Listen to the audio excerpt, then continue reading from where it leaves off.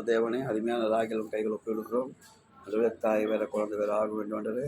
ஒரு ரத்தம் மகள் குச்சந்தரவுள்ள நரம்புகள் எலும்புகள் திசைகள் மொத்தம் ஒரு ரத்தம் கல்வி பரிசுத்த பண்ணுற அந்த மகளுக்கும் அதுமாதிரி மீனா அந்த மகளுக்கும் இந்த மகளுக்கும் நீ ஆசிர்வதிக்கணும். கர்த்தர் ஆசிர்வதிங்க 2 பேர் இருக்கட்டும் ஆண்டவரே. இப்போ ஆண்டவரே இந்த கர்ப்பத்தில் குழந்தை இயேசு ரத்தத்தை கல்வி பரிசுத்தம் பண்ணி ஆண்டவரே நல்லா ஆப்ரேஷன் பண்ணி உங்களுக்கு நல்லபடியாக போன கிருபை தாரும். உங்களுக்கு மகிமை எப்பொழுதும் இவங்க மத்திய இருக்கட்டும் ஆண்டவரே. இந்த நாளை ஜெபிக்கிறோம். ஆப்பர்ச்சுனிட்டி போயிட்டு சாட்சி சொல்லணுன்றதை பார்க்க ஒவ்வொரு ஊழியக்காரரும் எங்களுக்கு ஜெபம் பண்ணுங்கள்.